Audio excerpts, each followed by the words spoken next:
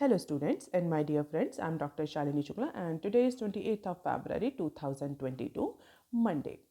Motivation of the day is money and success don't change people, they merely amplify what is already there. आज के discussion में हम ये सारे news article cover करने वाले हैं, तो देख लेते हैं आज का पहला आर्टिकल जो कि बिजनेस स्टैंडर्ड के पेज नंबर 1 पर दिया हुआ है। Future shuts big Bazaar as RIL plans take over. तो फ्यूचर रिटेल ने अपने बहुत सारे बिग बाज़ार के स्टोर्स को 25 फरवरी के बाद से शट डाउन करना शुरू कर दिया है। इसके बाद से ही 25 फरवरी के बाद से ही जो फ्यूचर रिटेल की जो वेबसाइट थी वो भी डाउन चल दी है। Reason behind it as it's miss the lease payments to RIL। If you aware about this deal, तो फ्यूचर रिटेल और रिलायंस इंडस्ट्री के बीच में एक डील हुई थी। हालांकि वो डील अभी भी कंट्रोवर्सी में है अमेजोन को लेकर के, बट चूँकि डील ऑलरेडी हो चुकी थी तो फ्यूचर ग्रुप को लीज पेमेंट करना था RIL को, और उस पर्टिकुलर पेमेंट पे फ्यूचर रिटेल जो है वो मिस्ड हो गया, and that is why number of its Big Bazaar stores are shutting down. And RIL will open most of the 200 future retail store as Reliance store in the next week or upcoming week. तो फिलहाल RIL जो है वो future retail के जो stocks हैं उनको take over कर रहा है, रीब्रांडिंग कर रहा है। जो फ्यूचर के जो अप्रॉक्सीमेटली 3000 फ्यूचर रिटेल और फ्यूचर लाइफस्टाइल के जो एम्प्लॉयज़ हैं उसकी मैन पावर को भी रोल आउट कर रहा है। तो स्टाफिंग भी स्टार्ट हो गई है कि किस तरीके से किन एम्प्लॉयज़ को रखा जाए, किन एम्प्लॉयज़ को टर्मिनेट किया जाए। अप्रॉक्सीमेटली 30,000 एम्प्लॉयज़ हैं, तो ये सारी प्रोसेस RIL ने स्टार्ट कर दी है। और जो पहली फेज़ होगी, जब फर्स्ट ट्रांच होगा, उसमें जो भी स्टोर्स होंगे वो with in next 2 days RIL open करने की बात कर रहा है, RIL ओपन करने का प्लान कर रहा है। It means they are not planning to delay this process of acquisition or takeover. And as per the sources, that Future Retails has not paid lease rental to RIL, and the letter extended working capital support. Thanks to Future Retail, because of that particular support, Future Retail has been able to pay the statutory dues, interest, and one settlement to banks and continue its operations. So finally, जो working capital support RIL ने provide किया था future retail को, उसे उसकी वजह से future retail अपने बहुत सारे ड्यूज़ को पे कर पाया।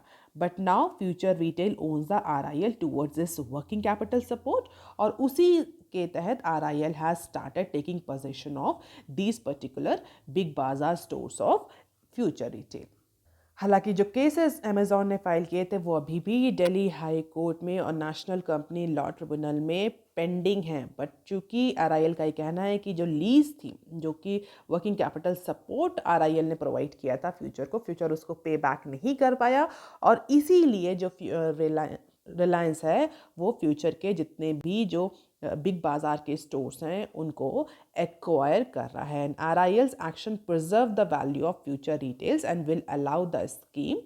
And Future Group has decided to sell its retail, logistic and warehousing business to Reliance Group for almost 25,000 crore in 2020. If you remember, और तब से लेकर के Amazon का केस चल रहा है। 25,000 करोड़ में ये डील फाइनल हुई थी, लेकिन अभी तक एग्जीक्यूट नहीं हो पाई because of number of cases that has been filed by Amazon. But as of now Reliance has started acquisition. तो फिलहाल के लिए ये स्टार्ट हो गया, लेकिन अब इसको लेकर के अमेजोन का क्या रिएक्शन होगा, that is a future course of action. But फिलहाल के लिए RIL ने फ्यूचर का एक्विजिशन या टेक ओवर स्टार्ट कर दिया है। अब देख लेते हैं article number 2, that is given on page number 4। Rupees rouble deal likely to be fortified after swift freeze. Russia और यूक्रेन की टेंशन के बाद से अमेरिका और बहुत सारे वेस्टर्न कंट्रीज़ ने रशिया पे बहुत तरीके के सैंक्शन लगाए डिफरेंट ट्रांचेस में, और इसी में एक सैंक्शन ये भी था कि US जो और अदर वेस्टर्न पार्टनर्स थे US से, they have decided to cut off the several Russian banks from the global society for world wide inter bank financial telecommunication. In short, we call this particular payment system a SWIFT payment system. ये international payment system है जिसको हम short form में SWIFT बोलते हैं. So SWIFT is basically a global messaging software and its headquarter is in Belgium. And it is a global member-owned cooperative, and it allowed different financial entities to send and receive messages about their financial transaction in a very secure, standardized and reliable manner. 1973 में this particular system was developed just to facilitate the cross border payment. जो cross border financial transactions होते हैं उनके payment, secure payment के लिए 1973 में ये system develop किया गया था. And the message are encrypted to protect the confidentiality. और स्विफ्ट का फुल फॉर्म क्या है? That is society for world wide interbank financial telecommunication, that is SWIFT. And it's basically a joint venture of top Indian public and private sector banks in India. So in India it is operating as a joint venture of top Indian public and private sector bank. और अगर हम इसका expansion देखें तो बहुत सारे countries, कई सारे कंट्रीज़ और कई सारे बैंक्स इसमें कॉपरेट करते हैं in order to develop a secure electronic messaging services and a common standard to facilitate the cross-border payment. यहाँ पर एक चीज़ आपको ध्यान रखने की ज़रूरत है. Swift does not facilitate the fund transfer.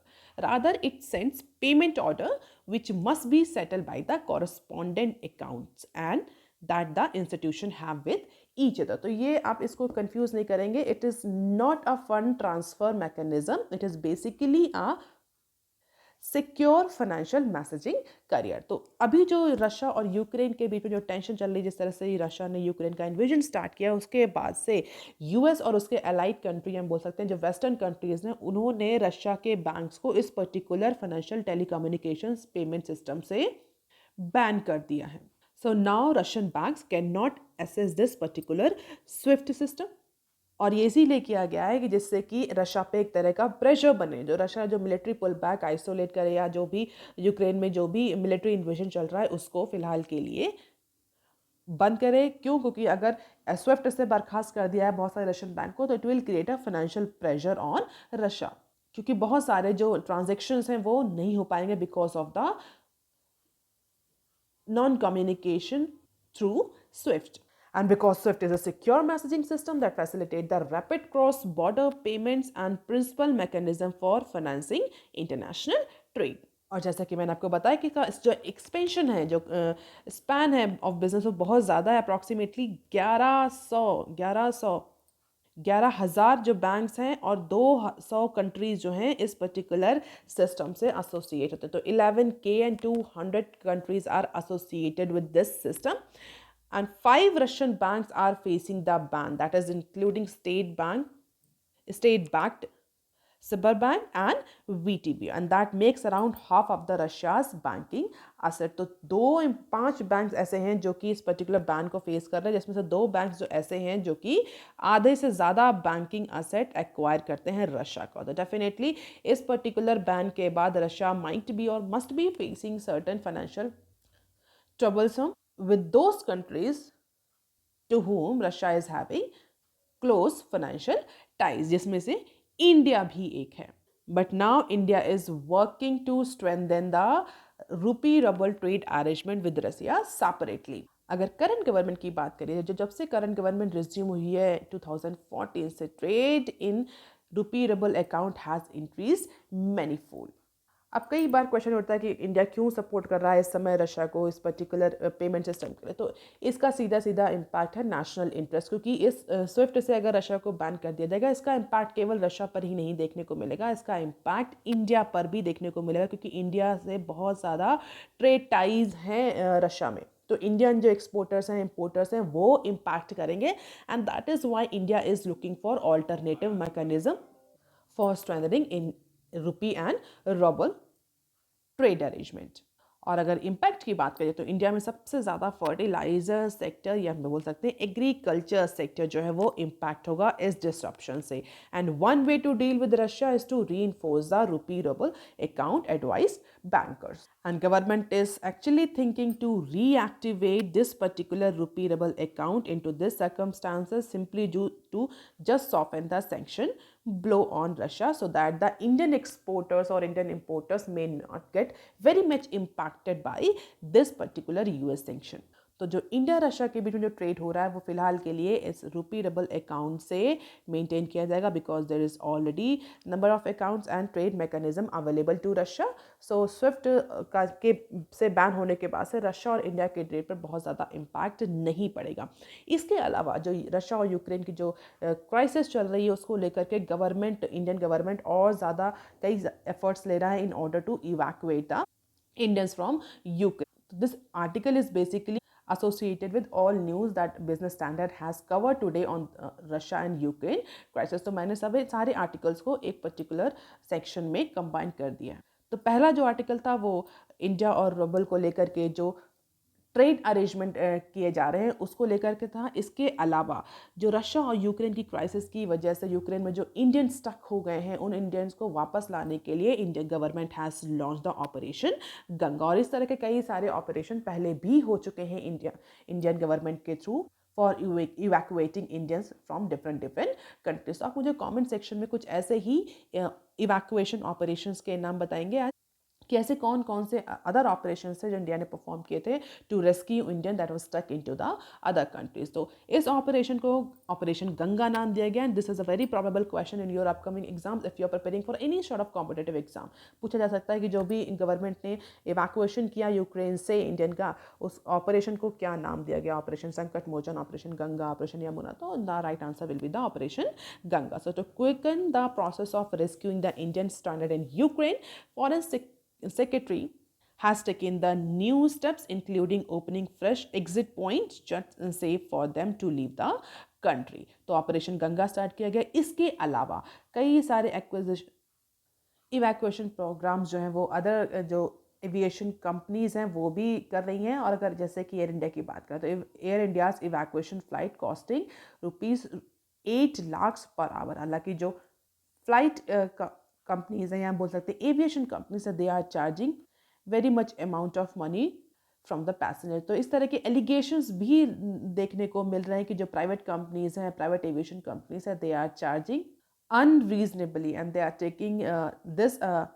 as an opportunity and they are trying to leverage this opportunity for generating more and more profit. अगर एयर इंडिया की बात करी जाए तो as Air India ferries 100 of Indians stranded in Ukraine and the cost of operating a two-way evacuation flight will be more than 1.10 crore and the amount will go up depending on the duration of the flight. हालांकि cost भी बहुत ज़्यादा लग रही है क्योंकि उस particular country में बेस अवेलेबल नहीं है, ऑलरेडी फ्लाइट्स एग्जीक्यूट नहीं होते, तो कुछ नई तरह की फ्लाइट्स, नए रूट्स, नए एग्जिट पॉइंट, नए इंजन्स या नए प्लेन्स को उसमें डाइवर्ज किया जा रहा है। That is Y cost of operation is also very high. But yes, on the other hand certain experts or economists are saying that aviation companies should not use this opportunity to increase or to shoot up their price. हालांकि अगर Air India की बात करी जाए तो air India 8 lakh per hour का charge कर रही है डिपेंडिंग ऑन द सिचुएशन। अब देख लेते हैं article number 3 that is given on page number 10 at least polymer notes. What's that? So this is not a news, it is an editorial by Mr. Tamil Bandyopadhyay. I will try to cover this particular article in a very short manner. तो अगर बात करी जाए इस editorial की तो this editorial is talking about the polymer notes. Polymer notes के बारे में ये एडिटोरियल है। कुछ रीसेंट टाइम से, रीसेंट मंथ से कई सारे कंट्रीज़ में इस तरह के जो नोट्स हैं उनका अनाउंसमेंट या उनके लॉन्च का अनाउंसमेंट हो रहा है। जैसे कि दिसंबर में जो यूनाइटेड अरब एमिरेट्स है जिसके साथ इंडिया ने अभी ट्रेड डील साइन करी है, उसके सेंट्रल बैंक ने अनाउंस किया था कि that they are going to launch 50 dirham polymer notes, bank notes alongside the paper bank notes as a official currency. और उससे पहले सेम अनाउंसमेंट हमें फिलीपींस के सेंट्रल बैंक से भी सुनने को मिली थी। ये फिलीपींस भी कुछ पर्टिकुलर जो बैंक नोट्स हैं उनके पॉलीमर नोट्स के ट्रायल वर्जन को लॉन्च करने जा रहा है in the first half of 2022। और उसी तरह पाकिस्तान ने भी अनवील किया था अपना प्लान पॉलीमर नोट्स को लॉन्च करने का on the 75th anniversary of independence in 2022। और इसी लाइन में और बहुत सारे और भी कंट्रीज़ के नाम हैं जो कि पॉलीमर नोट लॉन्च करने जा रहे हैं या ट्रायल वर्जन में करने जा रहे हैं। और ये अनाउंसमेंट हमें फाइनेंशियल ईयर 21 में अप्रॉक्सीमेटली 76 कंट्रीज से देखने को मिली. Either they are looking for polymer notes और दे हैव लॉन्च्ड इट और they are planning to launch it into upcoming financial year. और अगर इन्हीं 76 कंट्रीज़ को रीजन वाइज ब्रेकअप किया जाए तो एशिया और ओसेनिया में अप्रॉक्सीमेटली 23 कंट्रीज़ जो हैं they are looking for this polymer notes. Latin America में 16, Africa 13, Europe 11, West Asia 6, South America 4, Central Asia 2 and North America 1. तो अप्रॉक्सीमेटली 76 कंट्रीज़ ऐसे हैं they are now using polymer notes. अब question ये उठा suddenly जब ये क्रिप्टो करेंसी का टाइम चल रहा है जहां पर हम डिजिटल करेंसी के पीछे भाग रहे हैं, हर सेंट्रल बैंक जो है वो डिजिटल करेंसी लॉन्च करने की बात कर रहा है, यहाँ पर सडनली पॉलीमर नोट्स को लेकर के ये कैसे कंट्रीज में रश देखने को मिल रहा है. So apart from other benefits to save the environment, इसके अलावा बहुत सारे और भी बेनिफिट्स होंगे and that is why in the era of digital currency countries are actually rushing to switch to polymer notes. अब इस न्यूज़ को समझने के लिए ये पॉलीमर नोट्स क्या होते हैं ये समझना ज़रूरी है. Polymer notes or polymer currencies are basically the banknotes made from the synthetic polymers such as biaxially oriented polypropylene. And in comparison to the paper notes, these polymer notes incorporates many security features that are generally not available into the paper-backed banknotes, such as use of metameric ink and some other security feature. तो हम भी बोल सकते हैं कि इनको counterfeit करना थोड़ा सा चैलेंजिंग होगा and that may be one of the probable reason for that countries are actually rushing towards the polymer notes. इसके अलावा अगर हम इन्वायरमेंट की बात करें तो बहुत सारे जो कंट्रीज़ हैं उन्होंने रिसेंटली पेरिस एग्रीमेंट में क्लाइमेट चेंज को रोकने के लिए, सस्टेनेबिलिटी को प्रमोट करने के लिए बहुत सारे ऑब्लिगेशन, बहुत सारे कमिटमेंट किए हैं. Many are considering environmental impact of currency as well as the durability as well as security.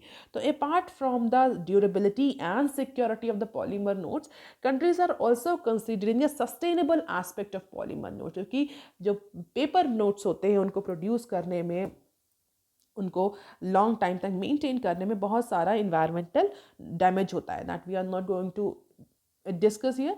तो जो पॉलीमर नोट्स होंगे उनकी ड्यूरेबिलिटी ज़्यादा होगी, जिसकी वजह से जो पेपर है उसका यूजेस डिक्रीज होगा.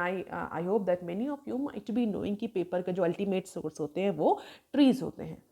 तो सिक्योरिटी और ड्यूरेबिलिटी के अलावा इन्वायरमेंट को भी, सस्टेनेबिलिटी को भी एक कंसिडरेशन दिया जा रहा है for adopting the polymer notes. Quoting a study, अगर स्टडी की बात की जाए, रिसर्चर्स को देखी जाए तो polymer bill promises a 32% reduction in global warming potential and 30% reduction in primary energy demand as per the one research study.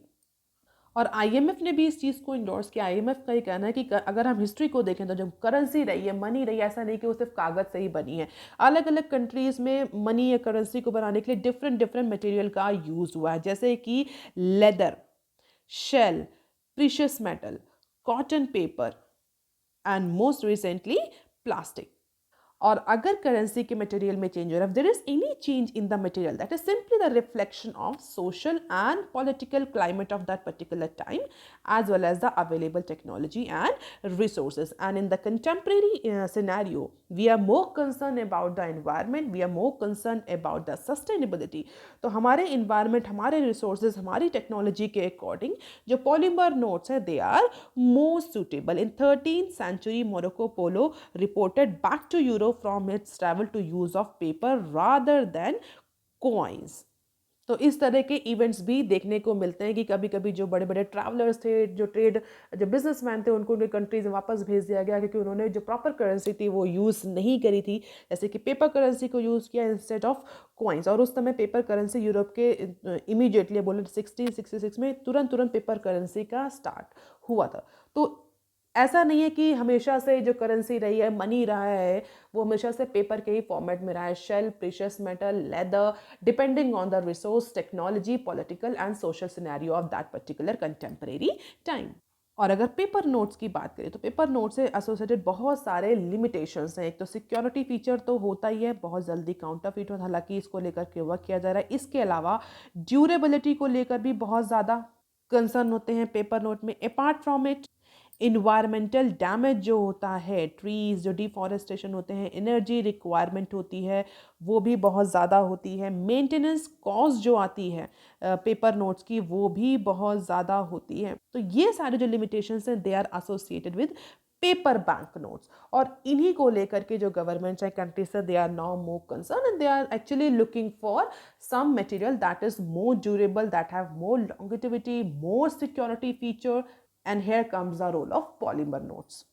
तो पॉलीमर नोट्स जो होते हैं वो इन सारे लिमिटेशंस को कहीं ना कहीं ओवरकम कर रहे हैं, सिक्योरिटी को लेकर के, ड्यूरेबिलिटी को लेकर के, इन्वायरमेंटल सस्टेनेबिलिटी को लेकर के, मेंटेनेंस को लेकर के, इन सारे इश्यूज पर जो पॉलीमर नोट्स हैं वो एडवांटेजेस। अगर आरबीआई का डेटा देखा जाए तो इन मार्च 2021 approximately 28.27 trillion worth of bank notes were in circulation and rising 16.8% from 2020। तो पिछले साल के कंपेरिजन में 16% ज़्यादा था। वॉल्यूम्स की अगर बात करें तो 7.2% ज़्यादा है in comparison to the last year, और ये ईयरली हमें इंक्रीज देखने को मिल रहा है as per the RBI data. तो इस जबकि हमारे पास डिजिटल करेंसी हैं, बहुत सारे पेटीएम जैसे ऐप्स हैं, पेमेंट डिजिटल पेमेंट एप्लीकेशंस भी हैं, instead of that currency in circulation, coins in circulation is actually increasing as per the RBI data.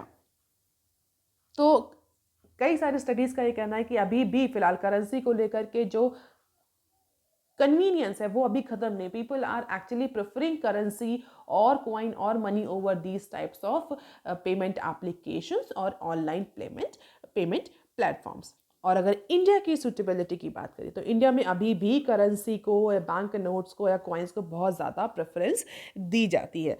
हालांकि इंडिया के लिए अदर चैलेंजेस है, लेकिन फिर भी आरबीआई का ये कहना है कि जो कॉस्ट ऑफ प्रोडक्शन है पॉलीमर नोट्स की वो बहुत ज़्यादा है, और अभी इंडिया में भी शायद इस सिचुएशन में नहीं कि हम सारे जो बैंक नोट्स हैं उनको पॉलीमर में कन्वर्ट कर दें, but their longevity justified the cost. लेकिन जो इनकी सस्टेनेबिलिटी होती है, जो जिस तरह से ये ड्यूरेबल हैं, कई सालों तक ये चलते हैं, जो उनकी ड्यूरेबिलिटी है, लॉन्गिटिविटी है, वो कहीं ना कहीं कॉस्ट को जस्टिफाई करती है। Particularly lower denomination currency notes in India normally don't last a 1 year. जो छोटे छोटे जो नोट्स होते हैं, मतलब 10 रुपए के, 5 रुपए के, 20 रुपए के जो नोट्स हैं, उनका जो लाइफ स्पैन है वो 1 साल है। 1 साल से ज़्यादा वो नहीं चलते। लेकिन अगर इन्हीं छोटे छोटे लोअर डिनोमिनेशन के नोट्स को अगर पॉलीमर नोट्स में कन्वर्ट कर दिया जाए तो इनकी जो लाइफ स्पैन है वो 1 साल से इंक्रीज होकर के 5 साल तक हो सकता है। लेकिन ये तो लॉन्गिटिविटी और सब एडवांटेजेस की बात हुई पॉलीमर नोट्स की, लेकिन इसके अलावा अगर हम लिमिटेशंस की बात करें कि बहुत सारी लिमिटेशंस भी हैं पॉलीमर नोट्स की, जैसे कि जो पॉलीमर नोट्स हैं उनकी इंक को लेकर के, कि ink of the polymer currency is actually dissolving very fast in comparison to the paper notes. Paper notes में आपने जो भी इंक प्रिंट कर दी वो लॉन्गर ड्यूरेशन तक रहती है, वो जल्दी डिजॉल्व नहीं होते, जल्दी फिर बहुत ज़्यादा इम्पैक्ट नहीं पड़ता। लेकिन पॉलीमर नोट्स में ऐसा नहीं हो रहा। जो इंक जो यूज़ करी जा रही है that is actually getting dissolve very fast. Apart from it, heat से, फायर से जो इस तरह के जो पॉलीमर नोट्स हैं वो जल्दी डैमेज हो रहे हैं in comparison to the paper notes. अगर ज़्यादा हीट की सिचुएशन आ रही है, ज़्यादा टेम्परेचर जा रहा है, तो जो पॉलीमर नोट्स हैं वो जल्दी डिस्ट्रॉय हो रहे हैं, जल्दी डैमेज हो रहे हैं in comparison to the paper note. तो higher cost of production, ink of polymer currency, temperature issue, weight issue, ये कई सारे ऐसे कंसर्न हैं जो अभी फ़िलहाल के लिए प्रॉपरली रिजॉल्व नहीं हुए। तो जो पेपर लॉबी है, जो बेसिकली पेपर नोट्स को बैक करते हैं, उनका ये कहना है कि India is not suitable for these types of polymer note. हालांकि RBI is considering this particular issue. तो इन सारे लिमिटेशंस को देख करके एक आइडिया और इमर्ज हुआ कि हाइब्रिड प्रोडक्ट, एक ऐसे हाइब्रिड नोट बनाया जाए। That idea of hybrid product were also explored, where by currency note can be made of both polymer and paper. तो जो पेपर के एडवांटेजेस हैं वो इनकॉर्पोरेट किए जाएं, जो पॉलीमर नोट्स के एडवांटेज हैं वो इनकॉर्पोरेट करके जो करेंसी बनाई जाए। जो नए नोट्स हैं they will be more durable, more sustainable, more secure, lighter in weight in comparison to the pure paper bank notes or pure polymer bank notes. So it was decided that instead of 10 and 10 million 20 denomination polymer currency notes would be produced as 10 notes would be coins. लेकिन इसके अलावा एक और issue जो popup हो रहा है, that is actually putting all these plans into a coalback, that is the use of tallow or the animal fat for the production of polymer currency, क्योंकि polymer currency produce करने में animal fat का भी use हो रहा है. And it is a time to revisit the idea when the RBI is talking about the climate related risk and its commitment to support the greening India financial system beside many other benefits. तो एक ये भी issue generate हो रहा है India में, और India में animal fat या animal related जो भी आइटम्स होते हैं उनको लेकर के बहुत ज़्यादा सेंसिटिविटी है. तो इस पर्टिकुलर इशू को भी टैकल करना आरबीआई के लिए बहुत बड़ा चैलेंज होगा. हालांकि जबकि 76 कंट्रीज पॉलीमर नोट्स पे स्विच कर चुके हैं, तो कब तक इंडिया जो है वो इस पर्टिकुलर वेव से अछूता रहेगा, ये भी बड़ा क्वेश्चन मार्क है ना. It is a time for RBI to look into these particular advantages, limitations of polymer और paper notes and plan something suitable for India. तो सारे एडवांटेजेस पॉलीमर और पेपर नोट्स को देखते हुए, सारे इश्यूज को देखते हुए आरबीआई को कोई ना कोई डिसीजन इस पर लेना चाहिए. बेसिकली यही कहना है इस एडिटोरियल का. अब देख लेते हैं some other news clips. NPS to include assured returns. बहुत सारे जो स्टेट्स हैं उनमें इलेक्शन चल रहे हैं. इलेक्शन में इन मुद्दों में एक सबसे इंपॉर्टेंट जो इशू जनरेट हुआ, that is the new pension system versus old pension system. और कई सारे स्टेट्स में जो पॉलिटिशियंस उन्होंने अनाउंस भी किया कि अगर वो पावर में आते हैं तो वो एनपीएस को हटा करके जो ओल्ड पेंशन सिस्टम है उसको लाएंगे. Amid a debate on pension system, old and new, the sector regulator is likely to allowing the minimum assured product around August. तो इन सारे डिबेट्स के बीच में जो पेंशन फंड रेगुलेटरी अथॉरिटी है, that is PFRDA in India. So PFRDA is now looking for one proposal कि at least minimum assured return ensure किया जाए for the fund that has been deposited by employee during their tenure. Actually कुछ amount का जो PF pension होता है वो deduct होता है गवर्नमेंट एम्प्लॉय से, और वो मार्केट में लगाया था और उस मार्केट के बेसिस पर रिटर्न मिलते हैं. कुछ डिफरेंस है ओल्ड पेमेंट सिस्टम में और एनपीएस में, ओपीएस में और एनपीएस में. We are not going into that, but yes most of the जो एम्प्लॉयज उनका ये कहना है कि ओपीएस जो था, old payment system was more secure, more beneficial and provides more social security to the retired employee in comparison to the NPS. NPS is more market oriented और उसमें किसी भी तरह का minimum assured return नहीं. तो जैसे मार्केट मूव करेगी उसी तरीके से जो आपका पैसा लगा होगा रिटर्न मिलेगा. But the Pension Fund Regulatory and Development Authority has appointed the E&Y Actuarial Services LLP and they are now designing the scheme under this particular NPS. और इसी के तहत बहुत सारे जो इनपुट्स हैं वो लिए जाएंगे स्टेक होल्डर्स के भी, और ऐसा कहा जा रहा है कि अगस्त के मंथ तक ये पर्टिकुलर प्रपोजल या जो नई एनपीएस है ये लॉन्च हो जाएगी. और अगर हम इसका ग्लोबल जो हमारे प्लेयर्स हैं, अगर वर्ल्ड लेवल पे देखें, जब pension scheme Switzerland, Denmark, Hungary, Poland, इस जैसे जो कंट्रीज़ है यहाँ पर मिनिमम अश्योर्ड रिटर्न का सिस्टम है. जैसे कि स्विट्जरलैंड में 2% of the fund contributed by employ has been assured as a minimum amount that will be returned to the employee at the time of retirement. इसी तरह चिली में भी है, डेनमार्क में भी है, हंगरी में भी है, सब में कुछ कुछ अमाउंट का. तो now PFRDA is also looking forward this type of system and that will provide better social security to the retired or superannuated employees.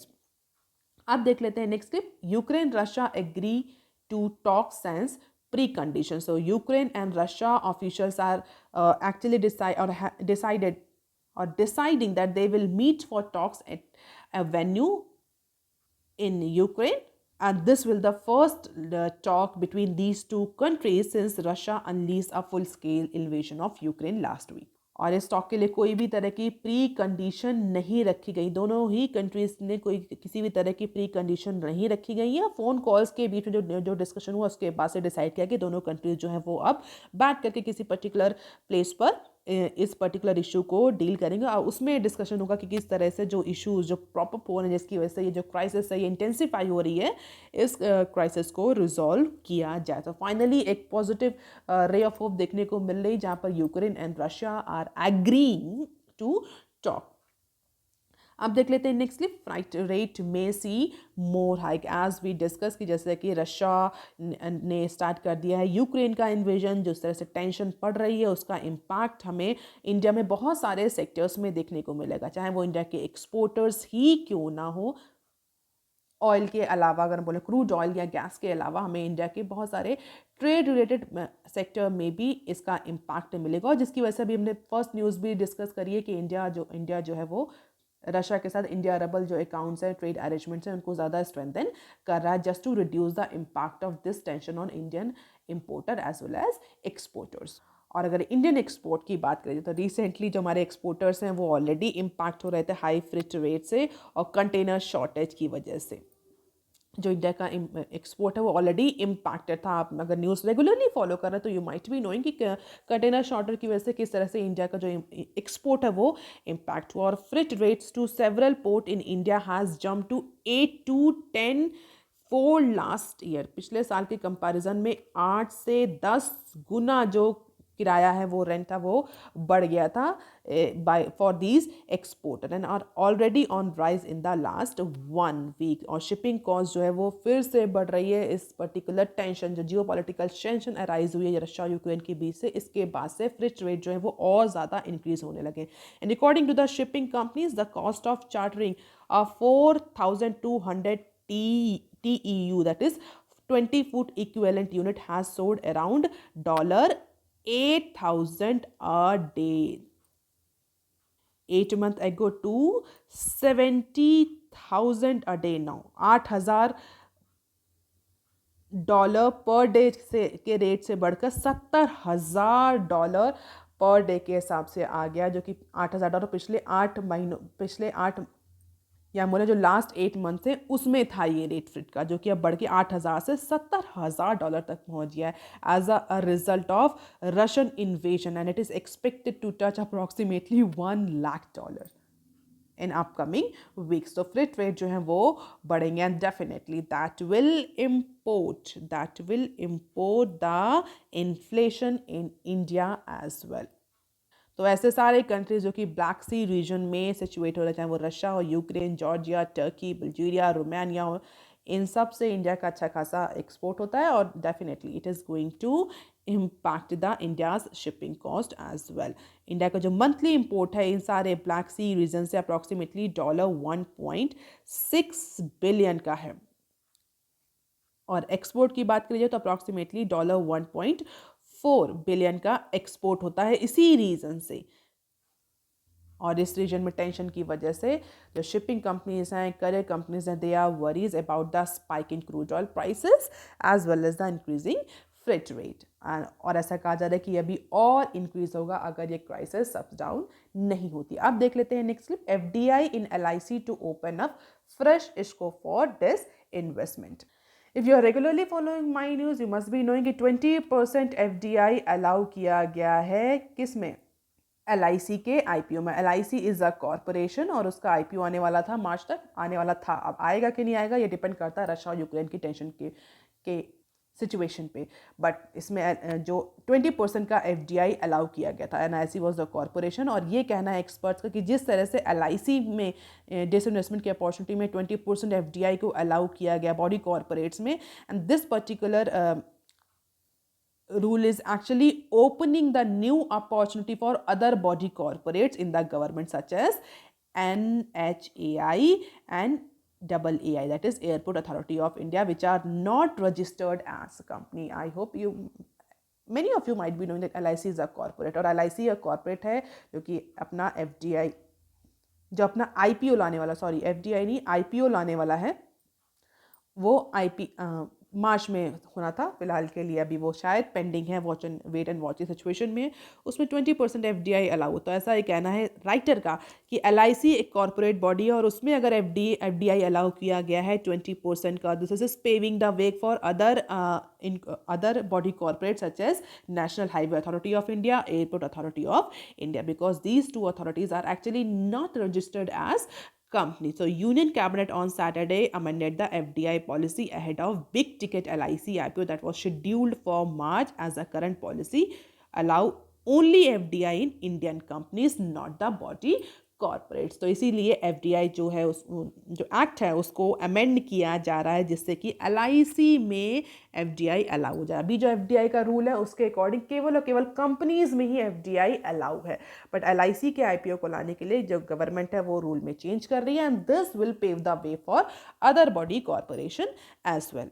और ऑथर का ये कहना है कि ऐसा नहीं कि सिर्फ बॉडी कॉरपोरेट्स ही एडवांटेज में, this particular reform in FDI policy will also have the several other benefits.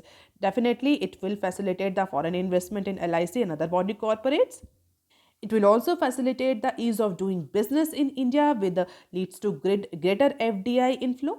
जो एफडीआई का अलाइनमेंट है, एफडीआई पॉलिसी का जो अलाइनमेंट है वो एफडीआई के जो इंडिया के जो एफडीआई को लेकर जो ऑब्जेक्टिव्स हैं, इंटेंट हैं, उनसे भी अलाइंड होगा ये नया जो प्रपोज अमेंडमेंट एफडीआई पॉलिसी में आ रहा है। इसके अलावा capital, technology transfer, skill development को लेकर भी जो बॉडी कॉर्पोरेट्स हैं they will get benefited from this FDI modification.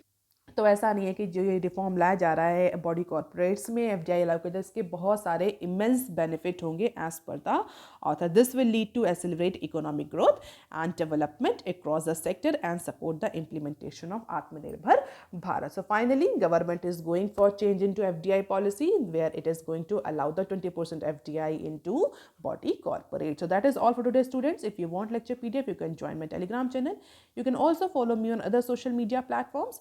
If you have any query and suggestion, you can write in comment section below. Please like, share and subscribe. Thank you. Have a nice day.